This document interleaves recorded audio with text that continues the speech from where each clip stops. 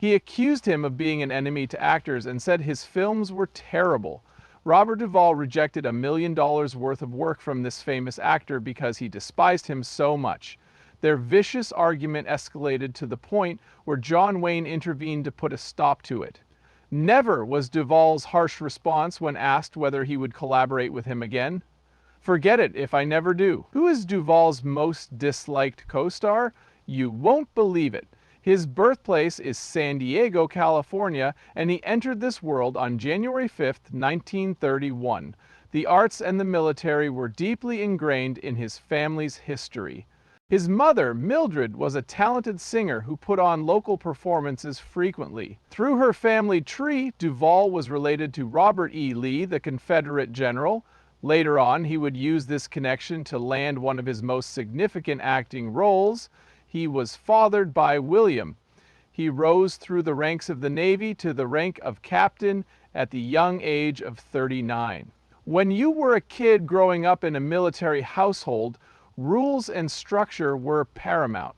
The Duvall family moved around a lot. They called various military installations in states like Virginia, Rhode Island, and Maryland home.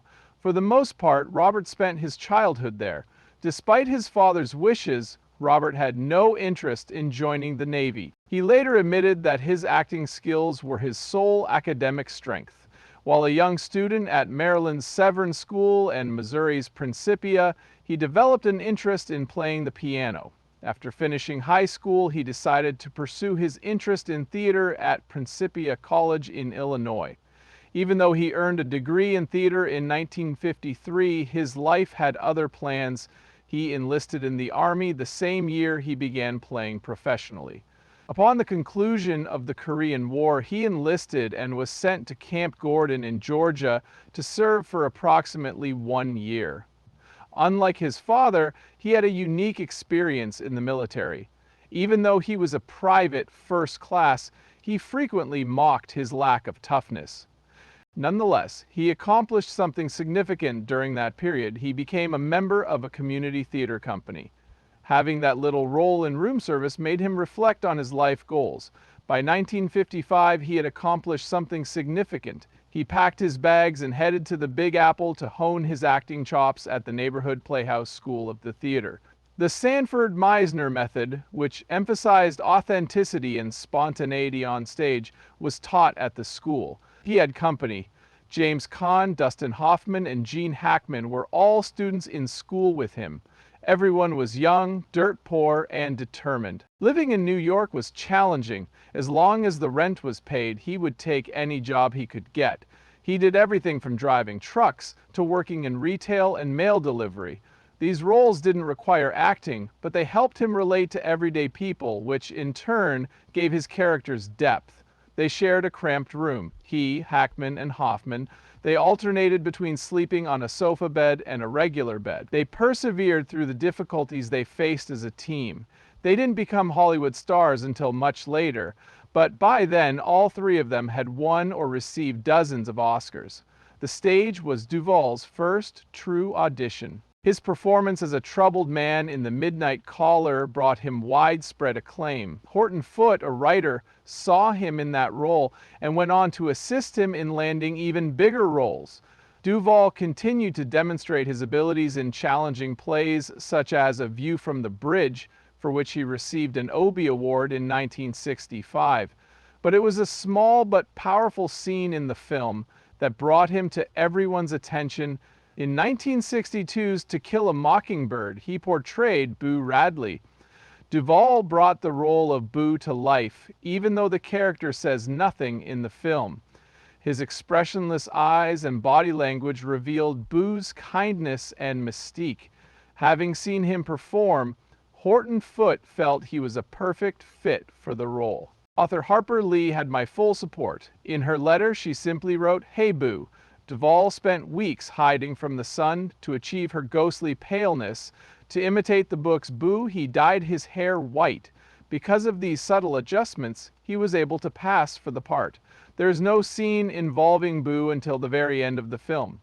Tensions are rising. Scout has a quiet, melancholy moment as she quietly says, "Hey Boo, upon finally seeing Boo. Instead of being the monster that others believed him to be, he protects Scout and her brother. He represents the innocence of the mockingbird, a bird that should not be harmed as the story progresses.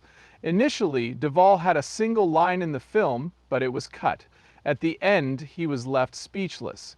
Even without them, his performance was powerful. Among the most renowned performances in cinematic history, Robert Duvall's portrayal of Tom Hagen in the Godfather films remains unparalleled. Being the lawyer for the Corleone family wasn't Hagen's only role. They had faith in him because they knew he could talk them out of their problems rather than resort to violence. He was given a subtle authority by Duvall. Though he was technically a family member, he was never truly accepted. His mixed German and Irish heritage made him feel like an outsider even after Vito Corleone adopted him as a child. Unlike Michael and Sonny, he was unique. He despised being in charge or acting impulsively. Always thinking ahead, Hagen was steady-handed and intelligent. Duvall's performance in the 1972 film The Godfather was memorable.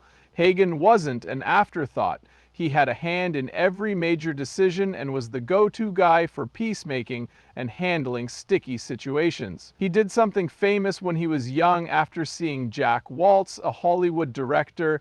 Hagen did the right thing by asking Johnny Fontaine to star in a film. By the time that failed, they had already sent a message. The sleeping figure of Waltz's cherished steed was there beside him when he awoke. The threat wasn't actually made by Hagen, but he ensured that it was delivered. By 1974, when The Godfather Part 2 was released, the role of Hagen had been altered. Michael departed the nation in pursuit of justice, following a life-threatening attempt on his life. While he was away, he left Hagen to step in as Don. His family's unwavering faith in him was evident in that. Things were going swimmingly at first, but then Michael became icy and nasty. He made his move to dislodge Hagen. Contrary to what Vito would have done, he kept quiet. Duvall subtly demonstrated this transformation.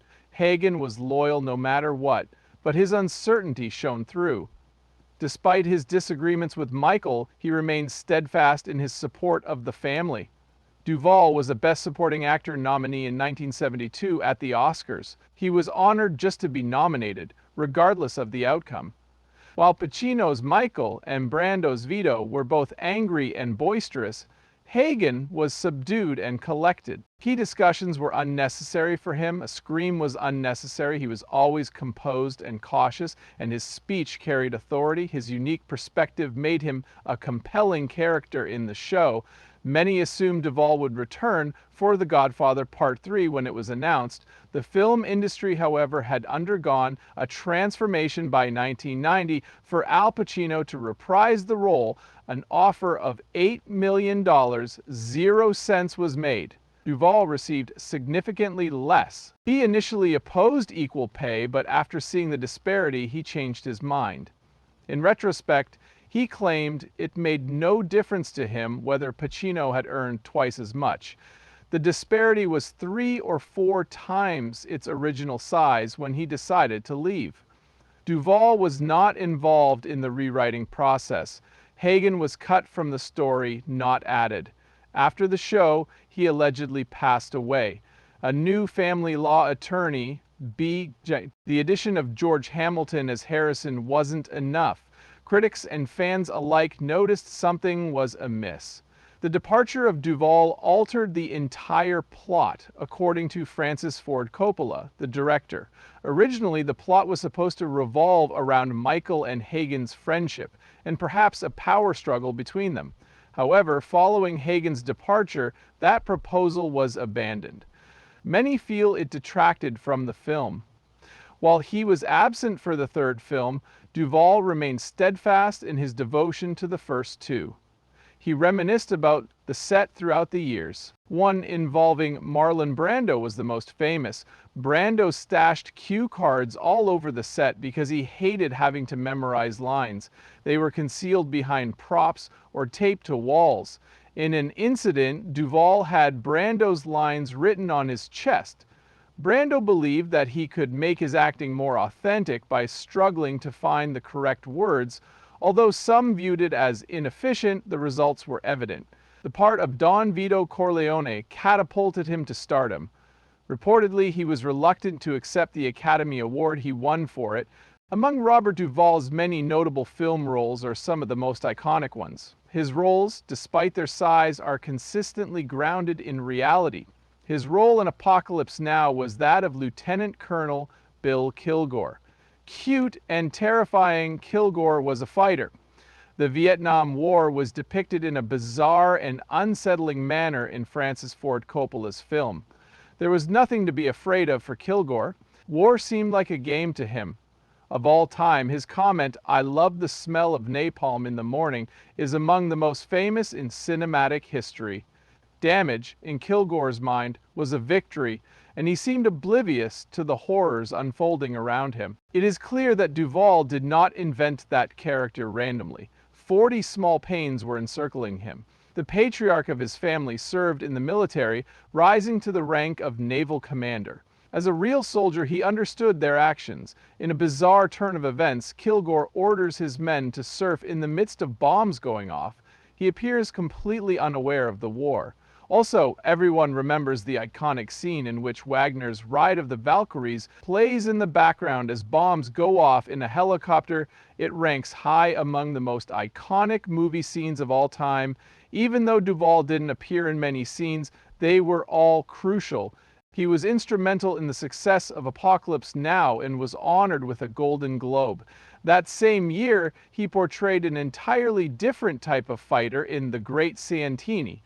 Bull Meacham was the name he used this time, Lieutenant Colonel. A proud fighter in the air, he was vicious at home, and he was a tough Marine. Instead of treating his family like friends, he treated them like a squad. The person who suffered the greatest harm was Ben, his son. A painful scene occurs while Meacham and Ben play basketball. Whenever Ben succeeds, Meacham disapproves. Instead of being happy, he gets angry. Duvall went beyond simply villainizing Meacham.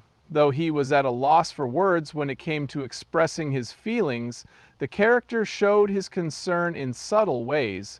Critics agreed that Duvall brought out the best in Meacham, making him more likable than the novel's protagonist.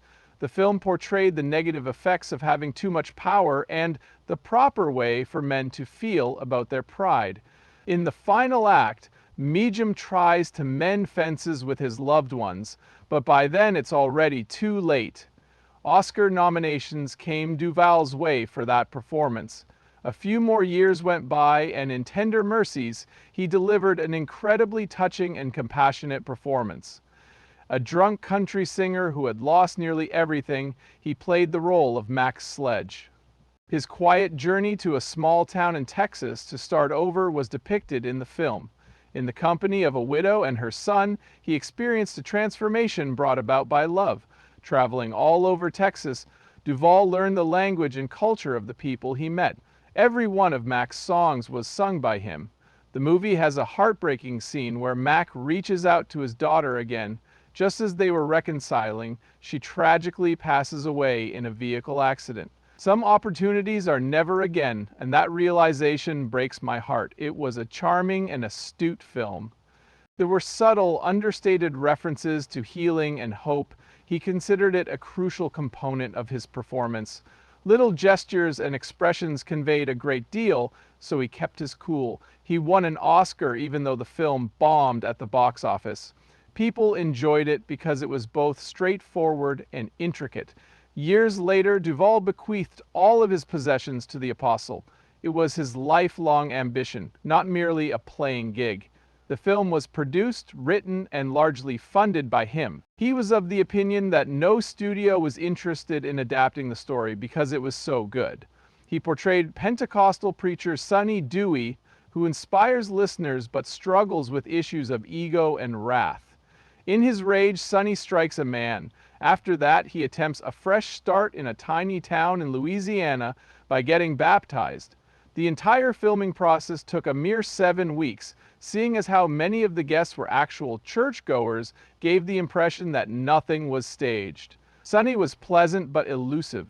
His ability to calmly persuade a racist construction worker through his sermon is a highlight of the film. This revealed both his strengths and his weaknesses simultaneously.